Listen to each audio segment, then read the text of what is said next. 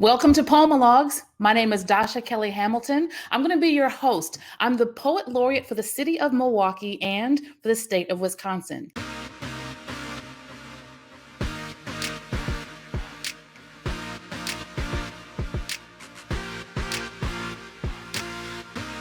Poemalogues is my chance to gather some familiar faces and some familiar names that I want to get to know a little bit better into a free-flowing, unexpected conversation. You know, the best kind. And we use a poem as a way to get there. Now, don't worry, don't click anywhere. We're not going to have a academic literary discussion about stanzas and meter and things like that. That's another show for another day. We are going to have a conversation about wonder. What comes to your mind when you hear the word wonder? So I'm excited to hear what my guest has to share. And I have a piece that I went searching for, thinking about wonder on today. And I wonder what's in your head. I remember hearing a very simple line once that said, "You never know what someone else is thinking." Simple and so much. So I'll share the poem that I found, but first, let's hear what Jason Smith has to say about wonder. Hello, Jason, how are you? Hi, Dasha. Good to see you again.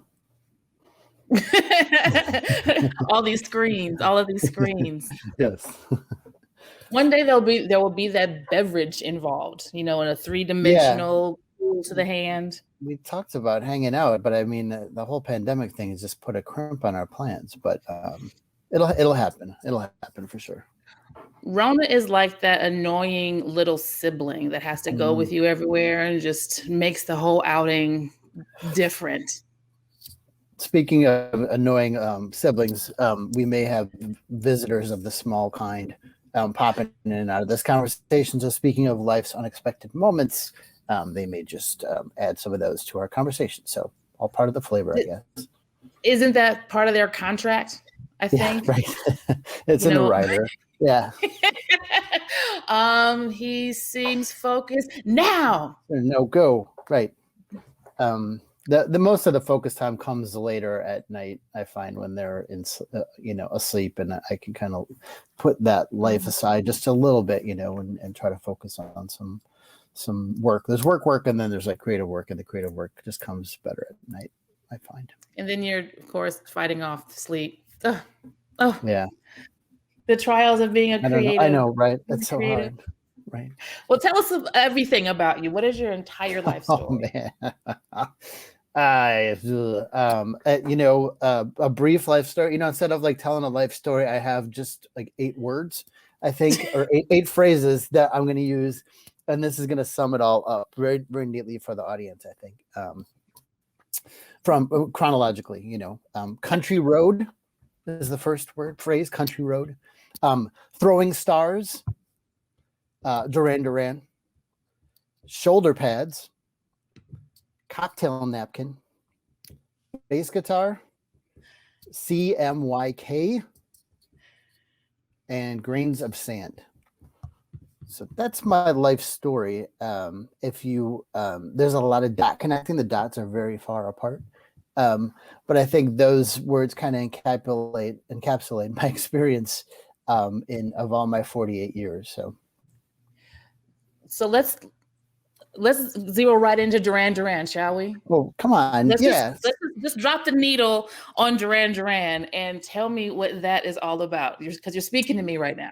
So Duran Duran was formed as an 80s band, for those of you who don't know, was formed by these British guys who they wanted to make a cross between the American band Chic, Niles Rodgers. If anybody's heard the song Get Lucky by Daft Punk, that's Niles Rodgers. That's certain super cool kind of like disco wah guitar. It's just a very definitive sound. So they wanted to be like half Sex Pistols, like punk British band, half like Chic. So, and I remember when they came out in the early 80s, I was a kid living in rural north central Wisconsin.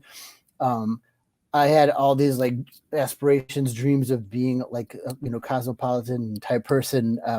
Really kind of wanted to be a man of the world, and here was this gateway through this band that was kind of punk and it was kind of disco and funky, and I just thought, man, that's like would I want to be the bass player, John Taylor? I just kind of idolized him and thought like he's like super cool. He was like just such a great bass player, and their songs were, and you can kind of write them off as this. There's a famous Chili Peppers, well, not so famous Chili Peppers song called "Nevermind," and it's totally slags on Duran Duran. But I really think that they were just formative for a lot of people and this kind of fusion of different styles. But for me, it was just like this gateway to like another world. And I thought, hey, if I can find a job where I can like ride around on a boat, like in the video Rio, I could just be on a boat in a tropical island. I have all of the greatest video reels playing in my head as you're talking. So I was absolutely glued to the screen as music videos were a thing, became a thing. It's crazy we were around when it became a thing. I had a friend who taped it. That she would tape videos. She taped like MTV 120 minutes, or before that, like other videos, and would give me the VHS cassette so I could watch videos because we didn't have cable. We're in the middle of the country, right? So we didn't have cable. So, but I was just like, man, there's a whole world out there. Now, as you've gotten out into this world, I'm curious, how do you square up those cosmopolitan dreams? And not so much about where you're cosmopolitan or not, but how I can remember thinking how the seats on the school bus were so enormous. Yeah. Oh, no, Dasha, you were just small. You were small. So what is your view of cosmopolitan now that you're out in this world that you dreamed about? I don't know. I think it's not as I lived in Chicago for about 10 years, and yes. Hi. Okay. Can you come back in a couple minutes? I lived in Chicago for about 10 years, and that was kind of like I moved to Madison, I moved to Chicago, I was in a band, and I'm like, okay, now I'm going to kind of live this cosmopolitan dream. I ended up working at a lot of restaurants, managed a bar for a while, and just, I mean, you had a kind of similar path. I think you managed a nightclub, and you kind of see that cosmopolitan life and different kinds of people, and it's not, I don't know, it's not that different, I think, than rural Wisconsin. People are, people have the same hopes, fears, foibles, hubris, humility. All that stuff can be found anywhere. You don't need to go to a big city or, another country to see it. People are very, very similar all across the board. But just the energy of that cosmopolitanism and the dynamism of having the collisions of different kinds of people coming together for better or for worse, always has been kind of exciting to me. Now I've got this like very austere, kind of quiet, almost suburban lifestyle now with my kids, and I live in Monona, which is outside of Madison, and the street lights, come on at 8:00, and there's nobody out, and I'm walking my dog, and it's just quiet. And it's hard to reconcile those two kind of worlds that we're all, that we're living in the same world. But I keep reminding myself that, we're all the same people, all living in the same world. Just got to share it.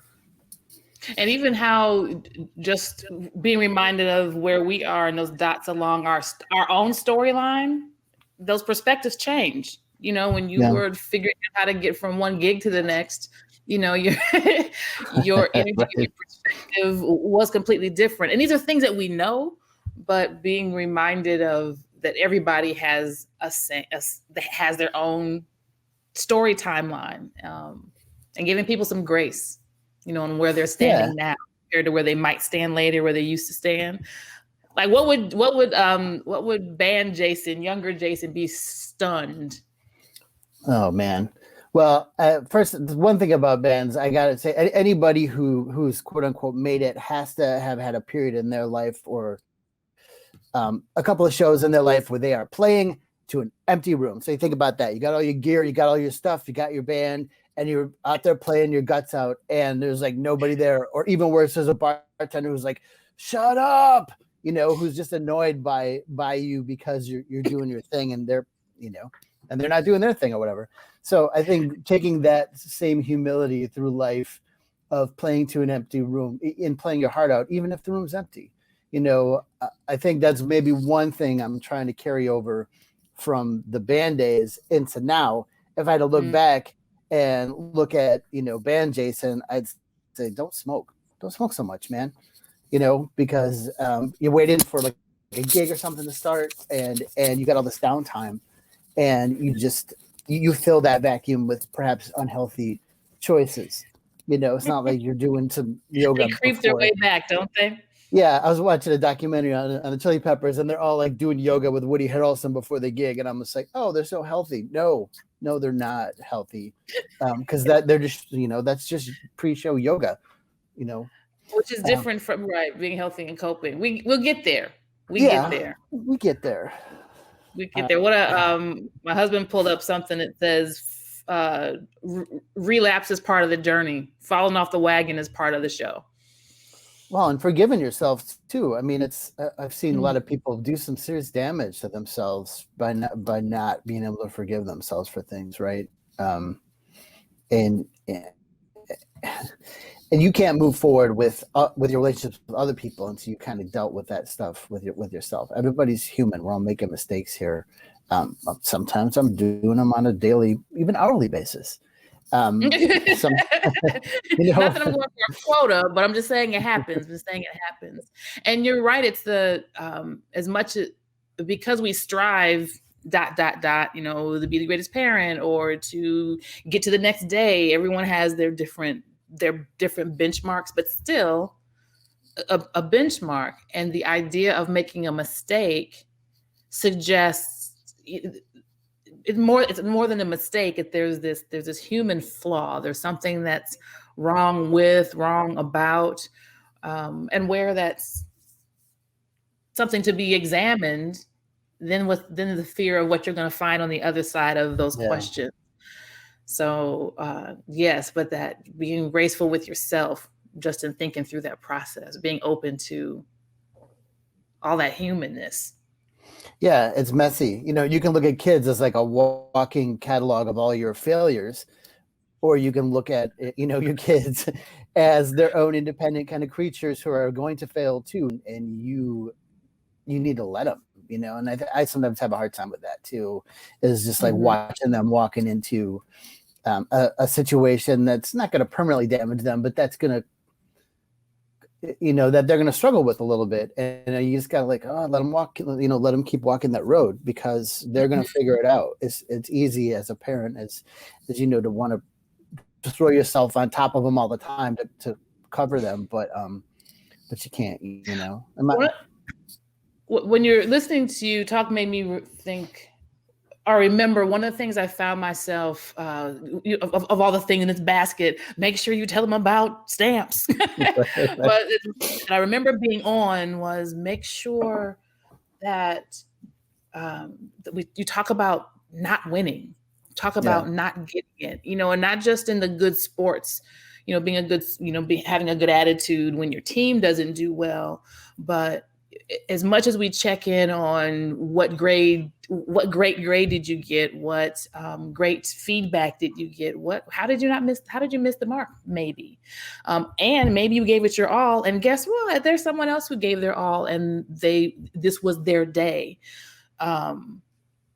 So just making sure I was listening to myself in all of the encouragement, not communicating that was the only benchmark. That make sense? Yeah. Be an achiever, but not to where it breaks you when you're not the smartest one in the room, when you're not the one taking home the medal. We need resilient, and like you said, humility.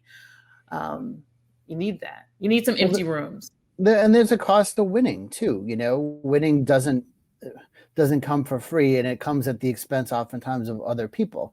So instead of looking at it as like a zero sum kind of thing, it's just like you got some stuff in your basket, but somebody else has got some stuff missing from their basket now. And just reminding people of that. I mean, I think that's maybe a good reminder for all of us, is that there's also enough to go around. There's enough love. There's enough winning. There's enough everything to go around. Don't hoard it. Don't hoard all the love. Yeah, there's enough. There's enough. Well, tell me, how did you enter this conversation on wonder? Well, so there's a mental image that just kind of came to mind with wonder, and I don't know the genesis of the image. But when I heard the word wonder, I thought of a dandelion, just a dandelion that has gone to seed, and I forget what it's called. There's an actual scientific term for it. I don't know what it is. It's called a clock. And I think that's kind of interesting metaphor too.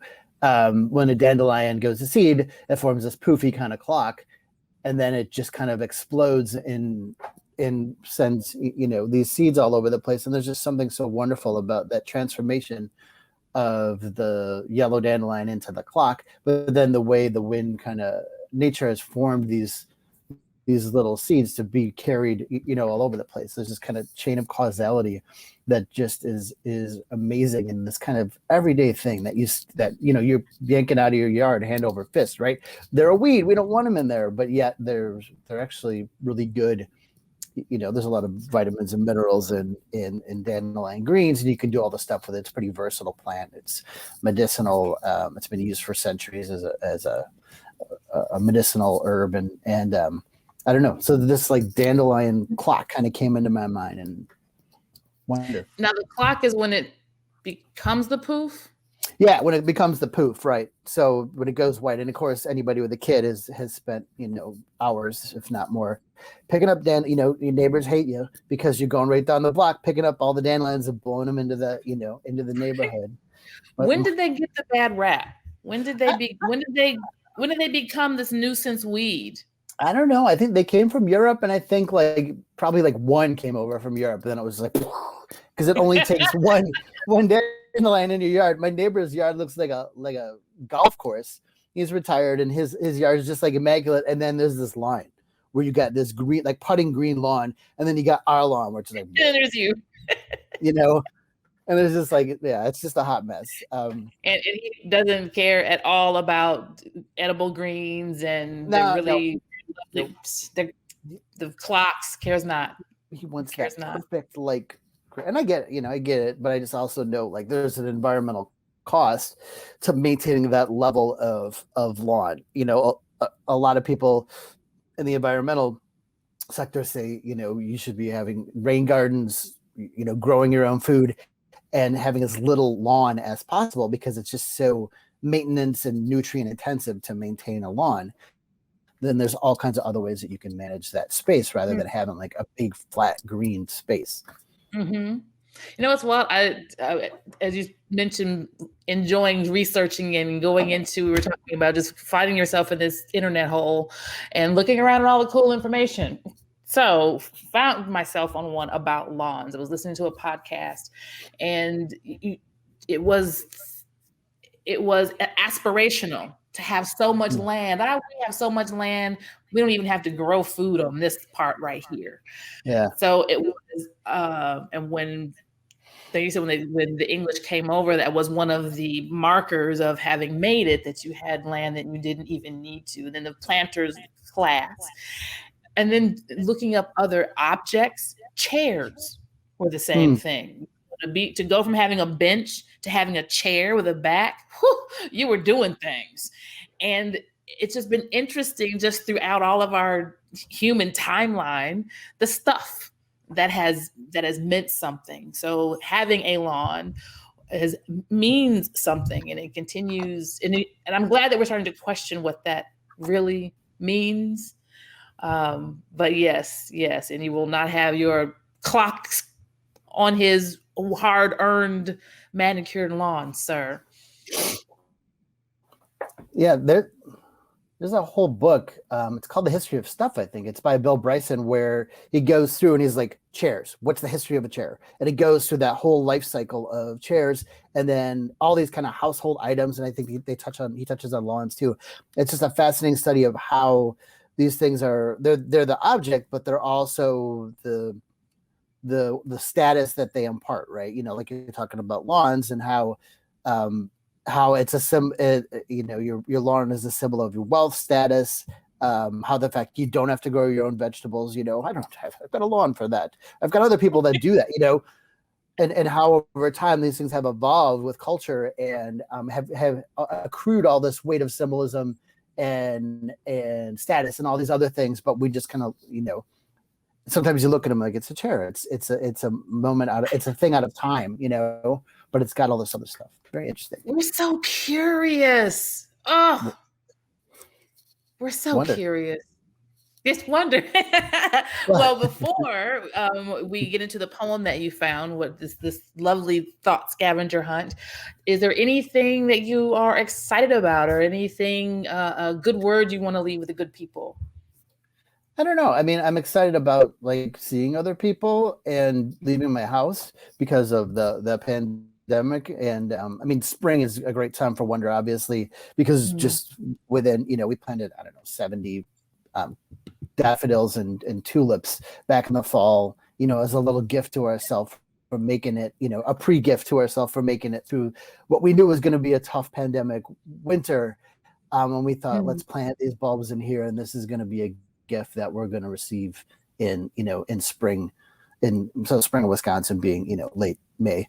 But just something that we can look forward to, because we knew it was just going to be hard. And so I think I'm looking forward to crocuses and tulips, and I'm working on a book too, and that's been going really well. And we talk about that creative time at night, like having that time to write and live in another space. That's one of the best parts about creative work, is you get to live in that other space for a while. And my space just happens to be a tropical island called Tortuga Island. It's an imaginary place, which makes it even better for me because I'm the architect of the space, and also, and so I'm living in this weird kind of fabricated island in my mind as I read about the characters in there. And it's a little sunny, warm space where the cares are few. And it's just a nice place to visit. Where else did the characters almost live? Nowhere. This was the character. The character has to be here. The main character. Basically, it's a story about like identity, and it's supposed to. It's set in the 90s, and it's supposed to kind of challenge our assumptions about identity in a humorous way. There's a main character, Edwin Mayer. He's moves by various circumstances from Chicago to this island called Tortuga Island, which is the most southernmost island in the U.S. And he kind of becomes obsessed with being known as a Tuga, which is, if anybody's ever been to Key West or knows anything about Key West, they're the conchs, and they're the people who have been in Key West for a while, and they're like, we've been here forever. We're the conchs. It's like, well, no, you haven't, because before you, there were, wreckers coming in. There are people from all the islands coming in. There are the Native Americans that were there before. There's no authenticity. But yet people put this flag in authenticity and say, this is it. I'm authentic. It's me. Haha.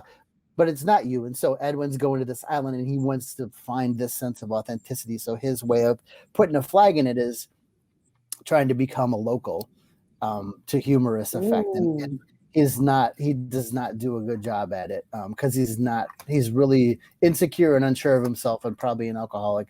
But and that part too. Well, oh my goodness, that becomes the hero's journey for every transplant to any new city. You're halfway through, almost done? Yeah, I'm about 50,000 words in. I lost about 30,000 words a couple of years ago. I'd started, and then I lost the file because it wasn't syncing for some reason, and cleared out my computer doing some other work, and then I just couldn't find it. I was like, oh man, and I was devastated for a while, and like really, really pissed at the characters. For some reason, I was really mad at Edwin, because I'm like, why would you leave? How dare he get himself deleted? Yeah. And of course, I'm mad at myself, obviously, not Edwin. But so then we had a long conversation, and then he kind of came back and was like kind of whispering to me over like a course of a year, and just like, I'm still here, I'm still here, I'm still on this island, you got to kind of come back here and do this. I'm still on this island. First of all, I'm smiling because it just feels so good to have a conversation with someone who also has conversations with people that you've made up, and we're adults. So my husband, bless his heart, he's like, so how's Shay? So yeah, so so Edwin's, I'm still on this island. Still there. Well, I'm excited to hear how this comes along. I'm glad that you're carving out writing time in the midst of all of these, the way our time is diced up these days. So yeah, good to replenish itself. So let's hear this poem. Well, so it's funny. So I put in, I did a little search, and I put in the dandelion, and I put in like dandelion flower, I think, or dandelion poof or something. I don't remember what because the search parameters that you put in can take you on these weird little, side roads. And so the first thing, one of the first things that came up was that pretty well-known poem by William Blake. And now I can't remember the name of it, but it starts off: to see the world in a grain of sand and heaven in a wildflower, hold infinity in the palm of your hand and eternity in an hour. And it's a well-known Blake poem, and I'm totally blanking on the title.